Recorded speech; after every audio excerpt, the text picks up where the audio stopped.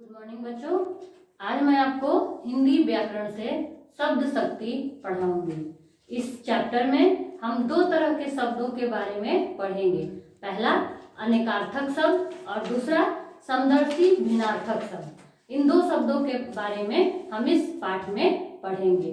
तो आइए पहले हम अनेकार्थक शब्द के बारे में पढ़ते हैं। जिन शब्दों के एक से अधिक अर्थ होते हैं उन्हें अनेकार्थक शब्द कहते हैं।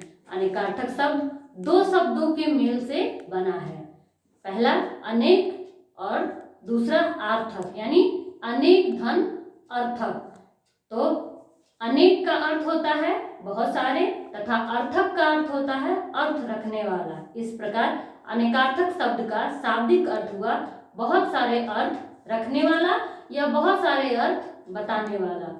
इसकी परिभाषा है एक से अधिक अर्थ बताने वाले शब्दों को अनेकार्थी शब्द कहते हैं। आपको पता है कि कौन कौन से शब्द ऐसे हैं जिनके बहुत सारे अर्थ हो सकते हैं या बहुत सारे अर्थ उनके निकलते हैं। तो आइए आपको हम इस पाठ में ऐसे शब्दों के बारे में बताएंगे और ऐसे शब्द बताएंगे जिनके बहुत सारे अर्थ होते हैं। तो वे शब्द हैं आत्मा।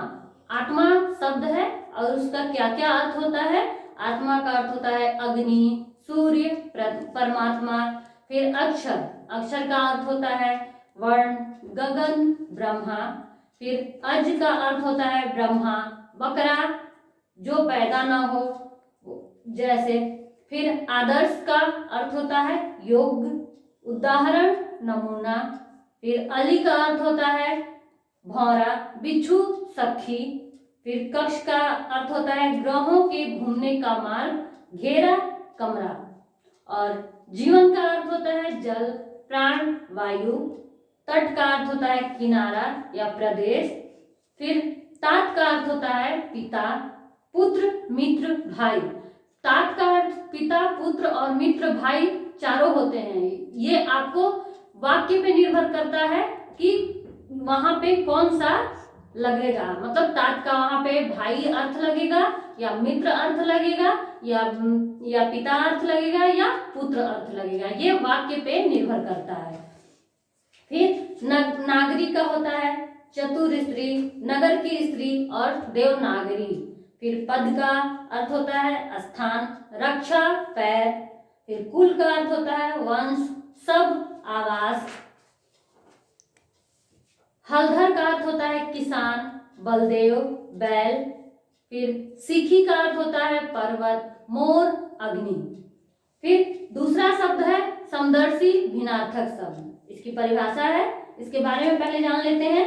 हिंदी भाषा में अनेक ऐसे शब्द हैं जो लिखने, देखने तथा उच्चारण करने में एक जैसे प्रतीत होते हैं परंतु उनके अर्थ में भिन्नता पाई जाती है।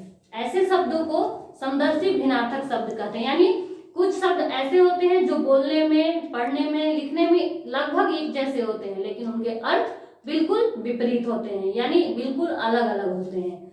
फिर परिभाषा इसका है जो शब्द बोलने तथा सुनने में एक जैसे प्रतीत होते हैं परंतु अर्थ की दृष्टि से उनमें भिन्नता पाई जाती है उन्हें समदर्शी भिन्नार्थक शब्द कहते हैं। जैसे प्रासाद और प्रसाद। प्रासाद और प्रसाद लगभग बोलने में भी और देखने में भी, उच्चारण में भी एक जैसे हैं लेकिन दोनों के अर्थ कैसे हैं, अलग हैं।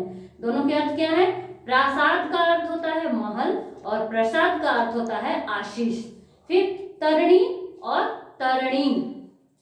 तरणी का अर्थ होता है सूर्य और तरणी का अर्थ होता है नौका।